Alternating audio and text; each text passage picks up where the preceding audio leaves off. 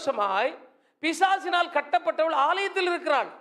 இயேசு அந்த இடத்துல வரும்போது அங்க பார்க்கிறார். அவளை பார்த்து அவள் மேல கை வைக்கிற போது எல்லாரும் ஓய்வு நாள்ல இவர் எதையும் செய்யக்கூடாதுன்னு நினைச்சிருந்த இடத்துல தான் சொல்றாரு, இவளும் ஆபிரகாமின் குமாரத்தியாய் இருக்கிறாளே. அப்படின்னா என்ன அர்த்தம்னா, எப்பா என்னைக்கு இருந்தாலும் இந்த மேசியாகிய தேவன் என்ன விடுவிப்பார் என்று விசுவாசம் உள்ளவளா இந்த ஆலயத்தில் 18 வருஷமாய் வருகிறபடினால், இவளும் விசுவாச மார்க்கத்தாராய் ஆபிரகாமின் சந்ததியாய் இருக்கிறபடினால் இவள் ஆமென் சாபத்திலிருந்து விடுவிக்கப்பட வேண்டியது அவசியம் இல்லையாங்கிறார். அல்லேலூயா, அல்லேலூயா.